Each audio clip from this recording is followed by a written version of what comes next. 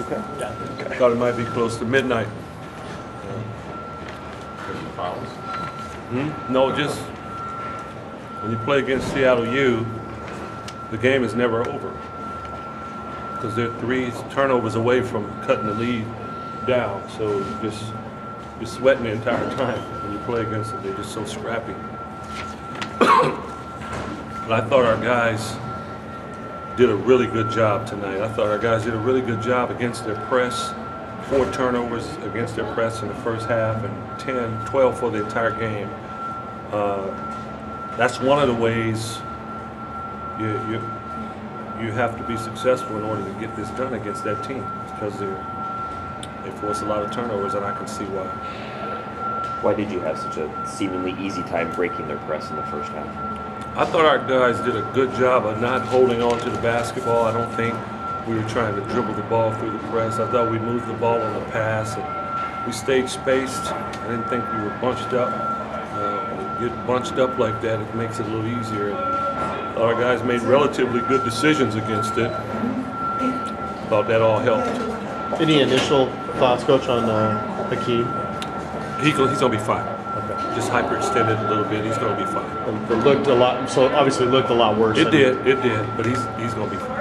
And also Scott, it just seemed like he was coming back from the dead time and time again. It looked like every time he'd go off the floor, it looked like he was hobbled and he was cramping up. Yeah.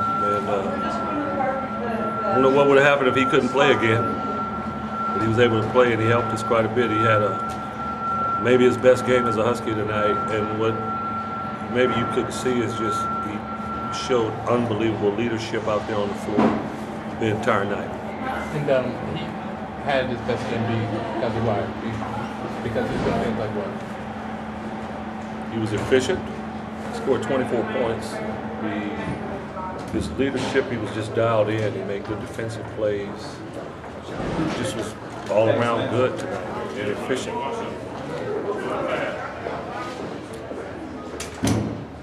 Do you think it was getting off to the quick start the way you did? Maybe taking the crowd out, their crowd out of it a little bit. Maybe, I mean, they probably wanted to get off to a good start. Maybe some of you guys really kind of came in and just took that out of it early. You know, that goes along with it perhaps, but our biggest focus was making sure we were dialed in from the tip. And I thought our guys did a tremendous job of being ready to play and coming out in a business-like manner against a really tough, physical, scrappy team.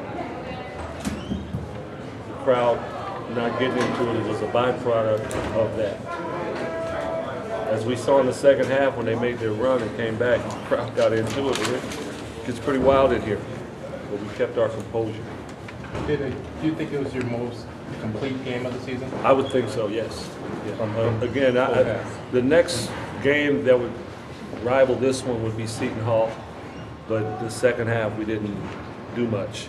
So this one I thought, with the exception of about 5 or 6 minutes in the entire game, I thought we played pretty good basketball on both ends of the floor. What did you see out of the second half, Coach, when the first couple minutes when you called the timeout? Oh, they were going on their run. It's something that, you know, I follow them because of Coach Dollar.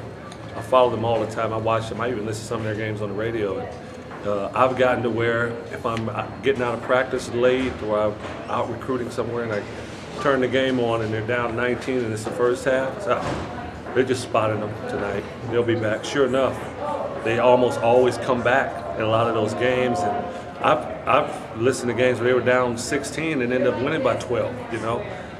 We told that to our team. So we knew that they were capable of a run like that in the second half. And I think it was 2.5 minutes into it when we saw it. It's seen this before. We can't let that happen. Where'd you guys break down at that point? Didn't take care of the ball.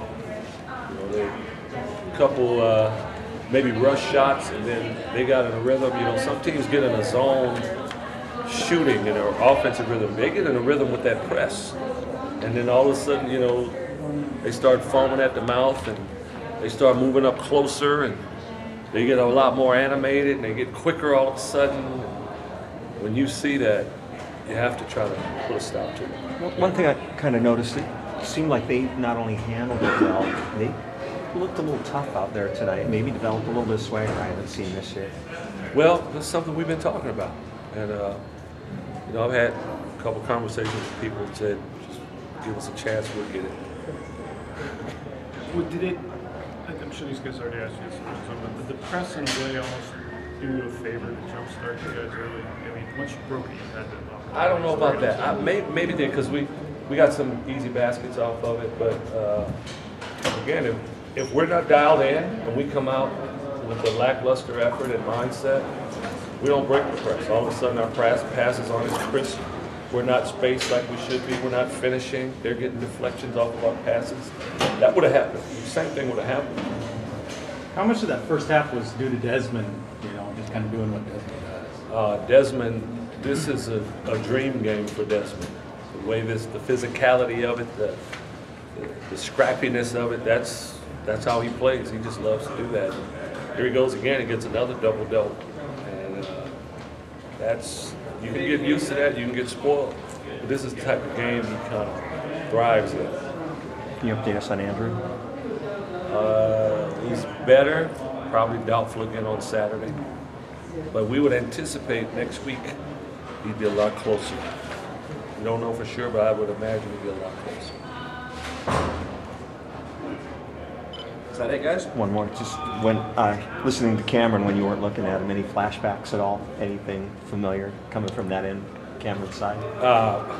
I've been watching him coach now for 3 years, 4 years since he left, so I'm used to him that way now. So no flashbacks. I just know how he's always going to get after it.